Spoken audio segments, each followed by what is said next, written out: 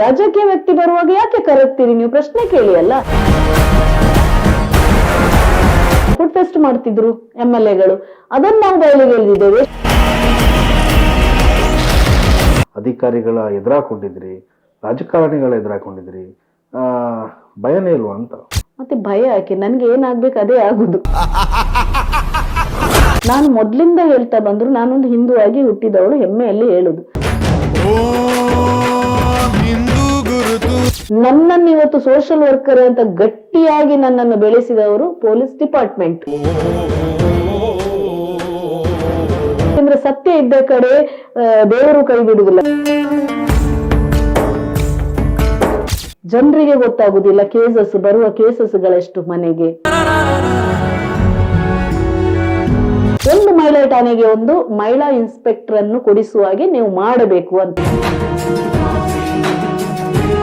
ಬಸವರೇಶ ಅಂತ ಒಂದು ಕೇಸಲ್ಲಿ ನನ್ನ ಹತ್ರ ಲಂಚ ಕೇಳಿದ್ದ. ನನಗೇನಾದ್ರೂ ತೊಂದರೆ ಕೊಟ್ರೆ ಯಾರು ನನಗೆ ಕೇಸ್ ಹಾಕಿದಾಳೆ ಅವಳನ್ನು ನಾನು ತೆಗ್ದೇ ಬಿಡುದು ಅಂತ. ಆ ವಕೀಲರು ನನ್ನನ್ನು ಇವತ್ತು ಸೋಷಿಯಲ್ ವರ್ಕರ್ ಆಗಿ ಮಾಡ್ಲಿಕ್ಕೆ ನನ್ಗೆ ಫಸ್ಟ್ ಸ್ಟೆಪ್ ವಕೀಲರು. ಸೌಜನ್ಯ ಕೇಸಲ್ಲಿ ಅವ್ರು ಇದ್ದಾರ ಬಿಡ್ತಾರ ಅದು ಸೆಕೆಂಡರಿ.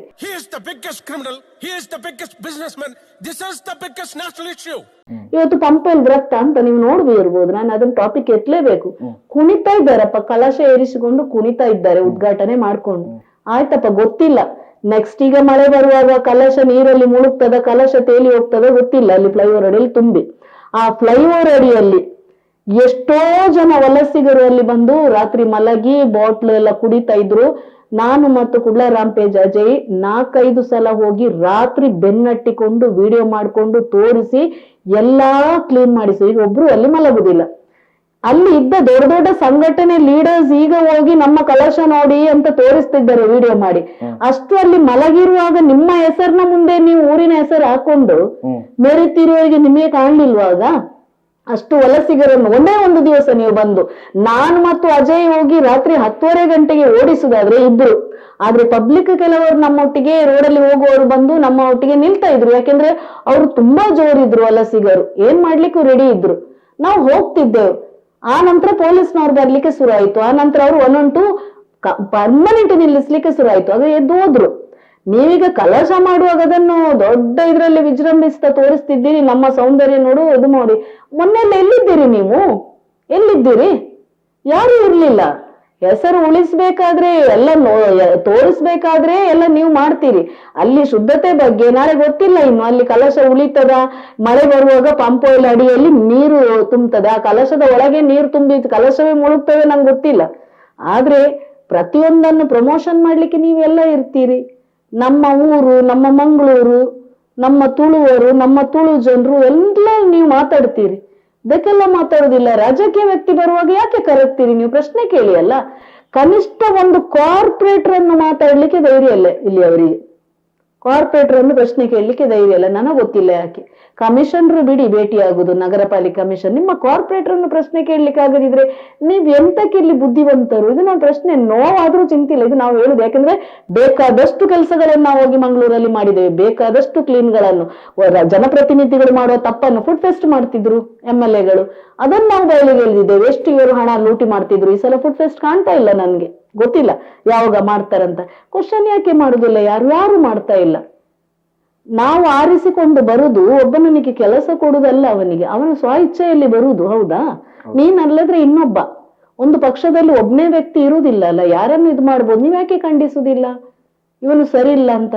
ಜನರಿಗೆ ಭಯ. ಗೊತ್ತಿಲ್ಲ, ನನ್ಗೆ ದಕ್ಷಿಣ ಕನ್ನಡ, ಈಗ ಮಂಗಳೂರು ಉಡುಪಿ ಅಂತ ಹೇಳೋ ಬೇಜಾರು, ದಕ್ಷಿಣ ಕನ್ನಡ ಉಡುಪಿ ಅಂತ ನೀವು ಹೇಳುವಾಗೆ ಹೊರಗಿಂದ ಕೂತು ಬ್ಯಾಂಗ್ಳೂರ್ನವರಿಗೆ, ಬೇರೆ ರಾಜ್ಯದವರಿಗೆಲ್ಲ ನೋಡುವಾಗ ಭಯಂಕರ ಬುದ್ಧಿವಂತರು. ಆದ್ರೆ ಬುದ್ಧಿವಂತರು ಕೇವಲ ರಾಜಕೀಯ ವ್ಯಕ್ತಿಗಳನ್ನು ಯಾಕೆ ಭಯ ಪಡ್ತಾರೆ ಕ್ವಶನ್ ಮಾಡ್ಲಿ ಗೊತ್ತಿಲ್ಲ. ನಾವೊಂದು ಸೋಷಿಯಲ್ ವರ್ಕರ್ ಆಗಿ ಹೆಣ್ಣಾಗಿ ಕೇಳೋ ಪ್ರಶ್ನೆ, ನಿಮ್ಮ ಮನೆದು ಪ್ರಾಬ್ಲಮ್ ಬರುವಾಗ ನೀವೊಂದು ಕಾರ್ಪೊರೇಟರ್ ಹತ್ರ ಯಾವಾಗ ನಿಮ್ಗೆ ಮಾತಾಡ್ಲಿಕ್ಕೆ ತಾಕತ್ತಿಲ್ವಾ ಆವರೆಗೆ ಇಲ್ಲಿ ಸರಿ ಆಗುದಿಲ್ಲ. ಈಗ ಒಂದಷ್ಟು ಅಧಿಕಾರಿಗಳನ್ನ ಬೆನ್ನತ್ತಿದ್ರಿ, ಅಥವಾ ಅಧಿಕಾರಿಗಳ ಎದುರಾಕೊಂಡಿದ್ರಿ, ರಾಜಕಾರಣಿಗಳ ಎದುರಾಕೊಂಡಿದ್ರಿ, ಭಯನೇ ಇಲ್ವಾ ಅಂತ? ಇಲ್ಲ, ಅಂದ್ರೆ ತುಂಬಾ ಜನ ಈ ಪ್ರಶ್ನೆ ಕೇಳ್ತಾರೆ, ಭಯ ಇಲ್ವಾ, ಥ್ರೆಟ್ ಇಲ್ವಾ, ನಿಮ್ಗೆ ಹೇಗೆ ಧೈರ್ಯ? ಆದ್ರೆ ಇತ್ತೀಚಿನ ದಿನಗಳಲ್ಲಿ ಹೋಗುವಾಗ ಮಾರ್ಗದಲ್ಲಿ ಯಾವುದೇ ಧರ್ಮ ಬಿಟ್ಟು, ಹಿಂದೂ ಕ್ರಿಶ್ಚಿಯನ್ ಮುಸ್ಲಿಮರ ಬಿಟ್ಟು ಆ ಪ್ರೇಯರ್ ಮಾಡುದು, ನಮ್ಗೆ ಬ್ಲೆಸ್ಸಿಂಗ್ ಮಾಡುದು ನೋಡುವಾಗ ಉಂಟಲ್ಲ, ಭಾರಿ ಹೆಮ್ಮೆ ಅನ್ನಿಸ್ತದೆ. ನಾವೇನ ಖುಷಿ ಪಡ್ತಿದ್ದೇವೆ ನಾವು ಮಾಡುವ ಕೆಲಸವನ್ನು ಕಿಂಚಿತ್ತಾದ್ರೂ ಜನ ಗಮನಿಸ್ತಾರಂತೆ, ಯಾಕೆ ಭಯ ಪಡ್ಬೇಕು ಅಂತ ಹೇಳುದು. ನಾನು ಮೊದ್ಲಿಂದ ಹೇಳ್ತಾ ಬಂದ್ರು, ನಾನೊಂದು ಹಿಂದೂ ಆಗಿ ಹುಟ್ಟಿದವಳು, ಹೆಮ್ಮೆಯಲ್ಲಿ ಹೇಳುದು. ನಮ್ಮಲ್ಲಿ ಎಲ್ರು ಹೇಳುವುದು, ಹುಟ್ಟುವಾಗ ಬ್ರಹ್ಮ ಹಣೆಯಲ್ಲಿ ಬರೆದು ಕಳಿಸ್ತಾನೆ ಅಂತ. ಮತ್ತೆ ಭಯ ಯಾಕೆ? ನನ್ಗೆ ಏನಾಗ್ಬೇಕು ಅದೇ ಆಗುದು, ಬೇರೆ ಏನಾಗ್ಲಿಕ್ಕೆ ಇಲ್ಲ.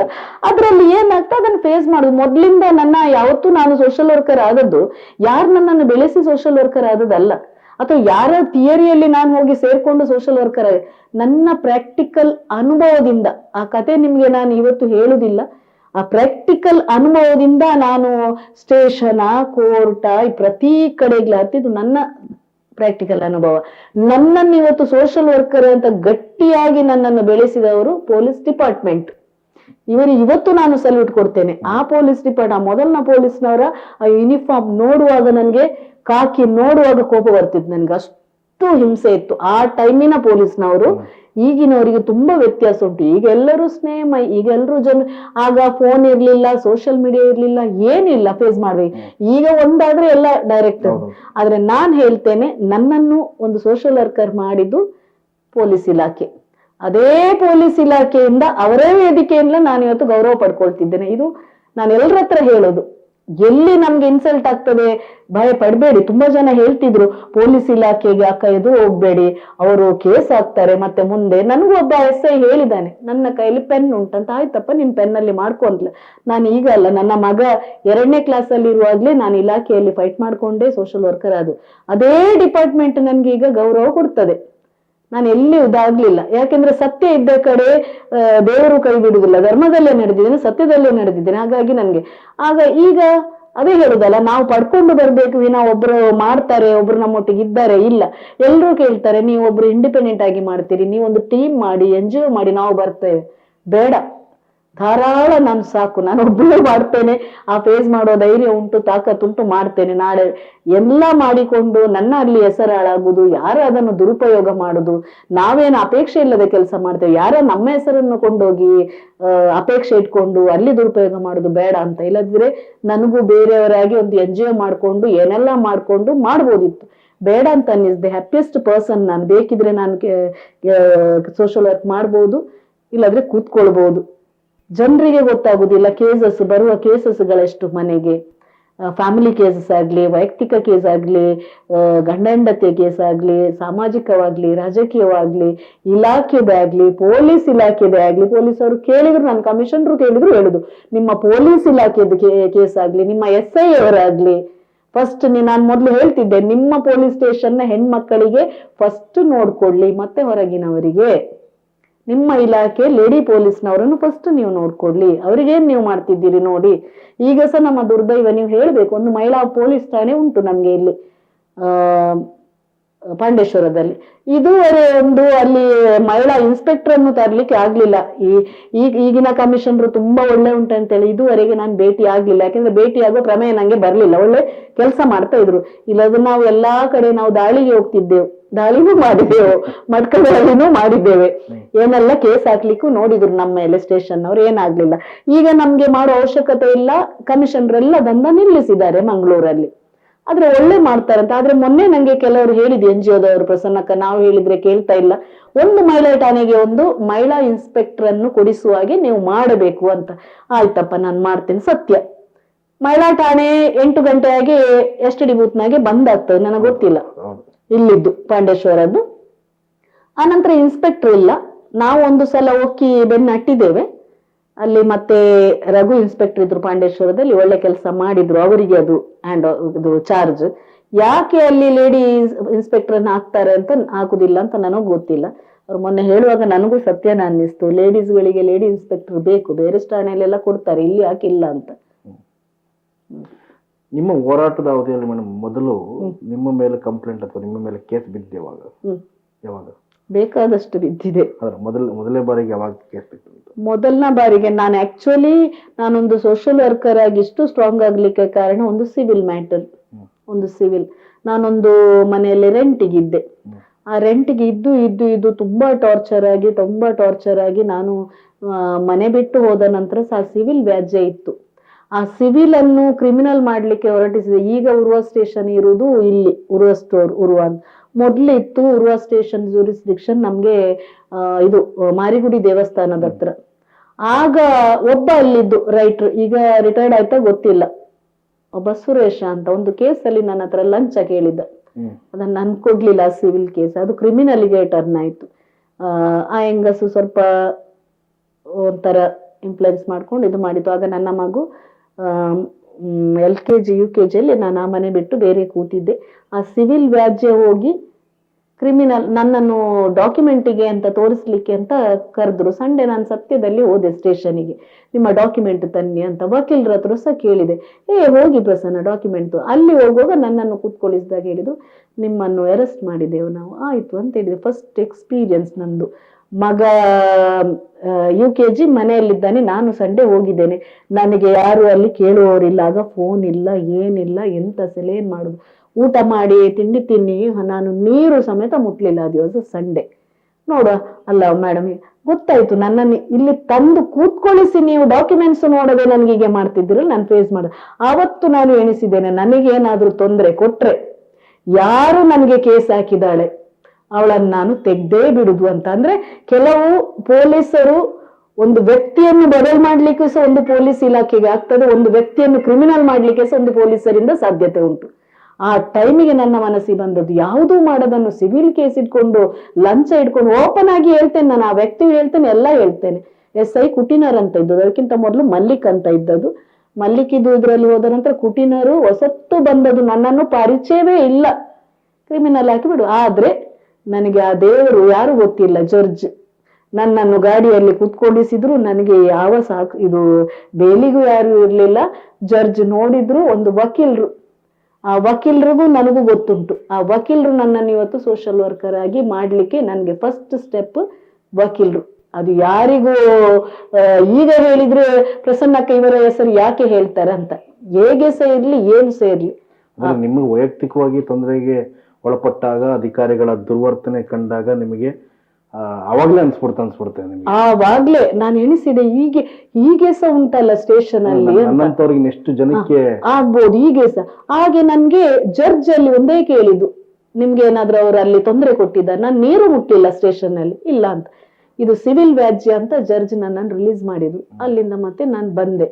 ಆವತ್ತು ಒಂದು ವೇಳೆ ನನ್ನನ್ನು ಒಂದು ದಿವಸ ಆದ್ರೂ ರಿಮಾಂಡಿಗೆ ಹಾಕ್ತಾರೆ ಇವರ ಹಠದಲ್ಲಿ. ಆ ನಂತರ ನಾನು ಆ SIಗೆ ನಾನು ಕೇಸ್ ಮಾಡಿದೆ. ಎಲ್ರು ಹೇಳಿದ್ರು ಮಾಡಬೇಡ, ಮಾಡಿದ್ರೆ ಅವರು ಬೇರೆ ಕೇಸಲ್ಲಿ ಸಿಕ್ಕಿಸ್ತಾರೆ. ನಾನು ಹಾಕಿದ ಕೂಡ ಆ SI ನನ್ನನ್ನು ಮುಂದೆ ಕೂತ್ಕೊಳ್ಳಿಸಿ ಸಾರಿ ಕೇಳಿತ್ತು. ನನಗೆ ಗೊತ್ತೇ ಇರ್ಲಿಲ್ಲ ಈ ಕೇಸಿನ ಬಗ್ಗೆ, ನನ್ಗೆ ಅವರು ಫೀಡ್ ಮಾಡಿದ್ರು, ಅದನ್ನ ನಾನು ನೋಡಿದೆ ಅಂತ, ಅದನ್ನ ನಾನು ಮಾಡಿದೆ ಅಂತ. ಆವತ್ತು ನನ್ನೊಟ್ಟಿಗಿದ್ದದ್ದು ಒಬ್ಬ ವಕೀಲರು, ಅವರಿಗೆ ಶಾಕ್ ಆಗಿದೆ. ಇದು ದೊಡ್ಡ ವಕೀಲರು, ಇಲ್ಲಿ ಪ್ರಸಿದ್ಧಿ ಪಡೆದ ವಕೀಲರು.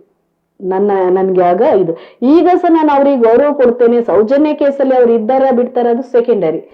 ನನಗೆ ಅವರು ಮೇನ್ ಸಪೋರ್ಟ್ ಮಾಡಿದವರು ಆ ವಕೀಲರು. ನನಗೆ ಪ್ರತಿಯೊಂದು ಆ ಸಿವಿಲ್ ಕೇಸಲ್ಲಿ ಶಾಕ್ ಹೊಡೆದು ಆ ನಂತರ ನಾನು ಆಯ್ತು ಹೀಗೆ ಸ್ಟೇಷನ್ ಅಂತ. ಪೊಲೀಸರನ್ನು ನೋಡುವಾಗ, ನನಗೆ ಯೂನಿಫಾರ್ಮ್ ನೋಡುವಾಗ ಎಲ್ಲಿಲ್ಲದ ಕೋಪ ಬರ್ತಿತ್ತು. ಅದೇ ಸ್ಟೇಷನ್ ಅವರು ಕಾವೂರು ಪೊಲೀಸ್ ಸ್ಟೇಷನ್ಗೆ ಟ್ರಾನ್ಸ್ಫರ್ ಆಗಿ ಬಂದಾಗ ಇಲ್ಲಿ ಒಬ್ರು SI ಇದ್ರು, ಉಮೇಶರು. ಈಗ ಅವರು ಬರ್ಕೆಯಲ್ಲಿ ಇನ್ಸ್ಪೆಕ್ಟರ್ ಆಗಿದ್ದಾರೆ. ಪ್ರಸನ್ನಕ್ಕ ನನ್ನನ್ನು ಕಳಿಸಿಕೊಡ್ತಾ ಇದ್ದಾರೆ, ಬಂದು ನೀವು ಮಾತಾಡ್ಬೇಕು. ವೇದಿಕೆಯಲ್ಲಿ ನಿಂತು ಮಾತಾಡಿದವಳೆಲ್ಲರನ್ನು ತೋರಿಸಿ, ಅದೇ ಸ್ಟೇಷನ್ ನ ಕೆಲವರು ತುಂಬಾ ಜನ ಇದ್ರು ಇಲ್ಲಿ. ನೀವು ನನ್ನನ್ನು ಸೋಷಿಯಲ್ ವರ್ಕರ್ ಆಗಿ ಮಾಡಿದ್ದು, ಆದ್ರೆ ಬಾಕಿ ಹುಡುಗರಿಗೆ ಮಾಡಬೇಡಿ, ಒಂದು ಲ್ಯಾಂಗ್ವೇಜ್ ಸರಿ ಮಾಡಿ, ಒಂದು ಸ್ಟೇಷನ್ ಬರುವಾಗ ವೆಲ್ಕಮ್ ಮಾಡುವಂತ. ಆ ನಂತರ ಪ್ರತಿ ಸ್ಟೇಷನ್ ಅಲ್ಲಿ ಸ್ವಾಗತಕಾರಣಿ ಅಂತ ಒಂದು ಕೌಂಟರ್ ಬಂತು, ಇಲ್ಲದ್ರೆ ಇರ್ಲಿಲ್ಲ. ಬಂದು ಒಕ್ಕಿದ ಕೂಡ ಏನೋ ಹೀಗೆ ಇತ್ತು ವರ್ತನೆ. ಈಗ ಇಲ್ಲ, ತುಂಬಾ ಬದಲಾಗಿದೆ. ಈಗ ಎಲ್ರೂ ನನ್ಗೆ ಎಲ್ರೂ ಆತ್ಮೀಯರು.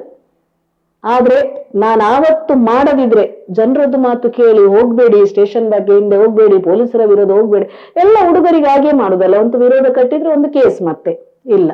ಆ ಎಕ್ಸ್ಪೀರಿಯನ್ಸ್. ಆದ್ರೆ ಇವತ್ತು ನಾನು ಯಾರು ನನ್ಗೆ ಆ ಸಿವಿಲ್ ಕೇಸಿಗೆ ನಂಗೆ ತೊಂದರೆ ಕೊಟ್ಲು, ಅವಳಿಗೆ ನಾನು ಸೆಲ್ಯೂಟ್ ಕೊಡ್ತಿದ್ದೇನೆ. ಯಾಕೆಂದ್ರೆ ಅವಳಿಂದಾಗಿ ನಾನು ಬಂದೆ. ನನ್ಗೆ ಆ ರೀತಿ ಟಾರ್ಚರ್ ಕೊಡದಿದ್ರೆ ನಾನು ಸ್ಟ್ರಾಂಗ್ ಆಗ್ತಾನೂ ಇರ್ಲಿಲ್ಲ. ಆ ಪೊಲೀಸರು ನಂಗೆ ಆಗ ಮಾಡಿದ್ರೆ ನಾನು ಸ್ಟ್ರಾಂಗ್ ಆಗ್ತಾನೆ ಇಲ್ಲ. ಆಗ ನಾನು ಎಣಿಸಿದೆ, ಇನ್ನು ಯಾರಿಗೂ ಇಂಥ ಒಂದು ತೊಂದರೆ ಆಗ್ಬಾರ್ದು. ಈಗ ಯಾವುದೇ ಕೇಸ್ ಇರ್ಲಿ, 12 ಗಂಟೆ ಇರ್ಲಿ, ಹುಡುಗ ಹುಡುಗಿ ಅಂತ ನೋಡುದಿಲ್ಲ, ಸತ್ಯ ಇದ್ದ ಕಡೆ ಹೋಗ್ತೇನೆ. ಯಾವ ಸ್ಟೇಷನ್ ಆಗಿ ಹೋಗ್ತೇನೆ, ಯಾವ ಕಮಿಷನರ್ ಆದ್ರೂ ಹೋಗ್ತೇನೆ, ಎಲ್ಲಿ ಆದ್ರೂ ನಾನು ಹೋಗಿ ಮಾಡ್ತೇನೆ. ಪ್ರತಿಯೊಬ್ರು ಹೇಳ್ತಾರೆ ಅವರು ಭಯಂಕರ ಸ್ಟ್ರಾಂಗ್. ಎಲ್ಲರೂ ಎಂತ, ಎಲ್ಲರಿಗೆ ನೀವು ಬೂಸ್ಟ್ ಮಾಡಿ ವೇದಿಕೆ ಕೊಟ್ಟು ನೀವು ಸ್ಥಾನ ಕೊಟ್ಟು, ನಂದು ಹಾಗೆಲ್ಲ. ಪ್ರತಿಯೊಬ್ಬರ ಹತ್ರ ನಾನು ಹೇಳ್ತೇನೆ, ನೀವು ಹೀಗೆ ನನ್ನನ್ನು ನೀವು ಹಾಗೆ ಥಿಂಕ್ ಮಾಡಬೇಡಿ, ನನ್ನನ್ನು ಯಾರು ಪುಷ್ ಮಾಡಿಕೊಂಡೋದಲ್ಲ, ಯಾರು ನನ್ನ ಎಕ್ಸ್ಪೀರಿಯನ್ಸ್ ಇಂದ. ಕೆಲವರು ಹೇಳಿ ಇವ್ರಿಗೆ ಯಾಕೆಪ್ಪ ಹೀಗೆ ಧೈರ್ಯ ಅಲ್ಲ. ನಮ್ಮ ಲೈಫಲ್ಲಿ ಯಾವ್ದ ಘಟನೆಗಳು ನಮ್ಗೆ ಆ ಎಕ್ಸ್ಪೀರಿಯನ್ಸ್ ತರ್ತದೆ, ಇಲ್ಲದ್ರೆ ಆಗುದಿಲ್ಲ ಅದು. ನನ್ಗೆ ಅದು ಒಳ್ಳೆ ಎಕ್ಸ್ಪೀರಿಯನ್ಸ್. ಹಾಗಾಗಿ ನನ್ಗೆ ಈಗ ಯಾವ್ದಕ್ಕೂ ಭಯ ಇಲ್ಲ, ಕಾನೂನಾತ್ಮಕವಾಗಿ ನಾನು ಹೋಗ್ತೇನೆ, ಯಾರಿಗೂ ಪ್ರಾಬ್ಲಮ್ ಇದ್ರೆ ಹೋಗ್ತೇನೆ. ಈಗ ಮಾತ್ರ ಎಲ್ಲಾ ಸ್ಟೇಷನ್ ಅಲ್ಲಿ ನನ್ಗೆ ಆತ್ಮೀಯರು ಎಲ್ರು, ಎಲ್ಲ ಇನ್ಸ್ಪೆಕ್ಟರ್ ಎಲ್ಲಿ ಹೋದ್ರು ಸಹ ಗೌರವ ಕೊಡ್ತಾರೆ, ಮಾಡ್ತಾರೆ. ಆದ್ರೆ ನಾವು ಮಾಡಿದ ಕೆಲಸಗಳಲ್ಲಿ ವಿನಃ ನಾವು ರಾಜಕೀಯದಲ್ಲಿ ಹೋದ್ರೆ ಅವ್ರು ನಮ್ಗೆ ಬೆಳೆಸಿದ್ದು, ಅವ್ರು ನಮ್ಗೆ ಮಾಡಿದ್ದು ಇಲ್ಲ. ಈಗಿನವರನ್ನು ಎಲ್ಲರೂ ಲೀಡರ್ ಮಾಡ್ತಾರೆ. ಈಗಿನವರು ಒಂದು ಕಾರ್ಪೊರೇಷನ್ ಅಲ್ಲಿ ಒಂದು ಮೆಂಬರ್ ಆದವರು ನೇರ ಈಗ ರಾಜ್ಯ ಮಟ್ಟಕ್ಕೆ ಹೋದ ಹುಡುಗಿಯರು ಸಹ ಇದ್ದಾರೆ. ಈಗ ರಾಜ್ಯ ಮಟ್ಟಕ್ಕೆ ಹೋದವರು, ಬೆಳೆಸುವ ವ್ಯಕ್ತಿಗಳು, ಸಪೋರ್ಟ್ ಮಾಡೋರು ಬೇರೆ ಇರ್ತಾರೆ. ನಮ್ಗೆ ಆ ಸಪೋರ್ಟ್ ಬ್ಲೆಸ್ಸಿಂಗ್ ಯಾವ್ದು ಬೇಡ. ಇವತ್ತು ಹ್ಯಾಪಿಯೆಸ್ಟ್ ಸೋಷಿಯಲ್ ವರ್ಕರ್ ನಾನು. ಇದೇ ರಾಜಕೀಯದಲ್ಲಿ ಪ್ರಾಬ್ಲಮ್ ಬರುವಾಗ ಸಹ ನನ್ಗೆ ಕಾಲ್ ಬರ್ತದೆ. MLC ಗಳು ರೆಫರ್ ಮಾಡ್ತಾರೆ, MLA ರೆಫರ್ ಮಾಡ್ತಾರೆ, ಪ್ರಸನ್ನಕ್ಕ ನಮ್ಮಿಂದ ಆಗುದು, ನೀವು ಮಾಡಿ ಅಂತ. ಯಾರನ್ನು ನಾನು ಹಿಂದೆ ಕಳಿಸುವುದಿಲ್ಲ, ಸರಿಯಾ ತಪ್ಪ ನೋಡಿ, ಹಿಂದೆ ಕಳಿಸುವುದಿಲ್ಲ. ಅವರು ಮುಚ್ಚಿಡ್ತಾರೆ, ನಾವು ಕಳಿಸುದಂತ ಹೇಳುದಿಲ್ಲ. ಅವರಿಗೆ ಮರ್ಯಾದೆ ಪ್ರಶ್ನೆ ಅಲ್ಲ. ಇಲ್ಲಿ MLC ನಿಮ್ಮ ಕಿಶೋರ್ ಆಗ್ಲಿ ಯಾವನಾಗ್ಲಿ ವೇಸ್ಟ್ ಬಾಡಿಗಳು, ನಾನು ಅದನ್ನೇ ಹೇಳುದು. ಒಟ್ಟಿಗೆ ಕೆಲಸ ಮಾಡಿದವರು, ಹೇಳಿದ್ದೇನೆ, ಒಟ್ಟಿಗೆ ಕೆಲಸ ಮಾಡಿದವರು ನಾವು. ಆದ್ರೆ ಎಲ್ಲ ಸ್ವಾರ್ಥಕ್ಕೆ ಬಳಸ್ತಾರೆ. ಜನರಿಗೆ ನೋಡುವಾಗೆಲ್ಲ ಮುಖವಾಡಗಳು. ಆದ್ರೆ ಒಳ್ಳೆ ಕೆಲಸ ಮಾಡಿ, ನಿಮ್ಗೆ ಕೊಟ್ಟ ಪೋಸ್ಟ್ ಅನ್ನು 5 ವರ್ಷದಲ್ಲಿ ನೀವು ಏನ್ ಮಾಡ್ತೀರಾ ಬಿಟ್ರೆ ಗೊತ್ತಿಲ್ಲ, ಸ್ವಲ್ಪ ಆದ್ರೂ ಜನರ ಸೇವೆ ಮಾಡಿ ಅಂತ ಹೇಳುದು. ನಾನು ಇತ್ತು ಆಸೆ ಇತ್ತು, ಇನ್ನು ಅಂತೂ ನನ್ಗೆ ರಾಜಕೀಯದ ಆಸೆನೂ ಬಿಟ್ಟಿದ್ದೇನೆ, ಯಾವುದು ಬೇಡ, ಹೀಗೆ ಖುಷಿಯಲ್ಲಿದ್ದೇನೆ. ಜನರ ಪ್ರೀತಿ ಅಂತೂ ತುಂಬಾ ತುಂಬಾ ತುಂಬಾ ಗಳಿಸಿದೆ. ರಾಜಕೀಯಲ್ಲಿದ್ರು ವೈರತ್ವ ಇರ್ತದೆ ಎಲ್ರಿಗೂ, ಆ ಪಕ್ಷ ಈ ಪಕ್ಷ. ಈಗ ಇಲ್ಲ, ನನ್ನ ಹತ್ರ ಯಾರಿಗೂ ಕೋಪ ಇಲ್ಲ, ಯಾವ ಧರ್ಮಕ್ಕೂ ಕೋಪ ಇಲ್ಲ. ಬೇಸರ ಆಗ್ತದೆ. ಮಂಗಳೂರಲ್ಲಿ ಹೋಗುವಾಗ ಒಂದು ಹೋಟೆಲಿಗೆ ಹೋದ್ರೆ ಕೆಲವರು ಬಿಲ್ಲು ತಗೊಳ್ಳುದಿಲ್ಲ, ತರಕಾರಿಗೆ ಹೋದ್ರೆ ಓಡಿ ಬಂದು ತರಕಾರಿ ಕೊಂಡು, ಇದೆಲ್ಲ ನೋಡುವಾಗ ಆ ಪ್ರೀತಿ ಹೋಗುದಿಲ್ಲ. ಯಾಕಂದ್ರೆ ನೋವಾಗ್ತದೆ ಜನರ ಪ್ರೀತಿ ನೋಡುವಾಗ ಉಂಟಲ್ಲ. ಅವರಿಂದ ನಮ್ಗೆ ಅಂತ ಎಕ್ಸ್ಪೆಕ್ಟೇಷನ್. ಆದ್ರೆ ಪ್ರೀತಿ ನೋಡುವಾಗ ತುಂಬಾ ಜನ ಅಬ್ಸರ್ವ್ ಮಾಡುದು, ಮಾತಾಡುದು, ಬ್ಲೆಸ್ ಮಾಡುದು, ಇದನ್ನು ಪಡ್ಕೊಂಡಿದ್ದೇನೆ. ತುಂಬಾ ಸಾಕು ಅಂತ ಹೇಳುದು, ತುಂಬಾ ಸಾಕು.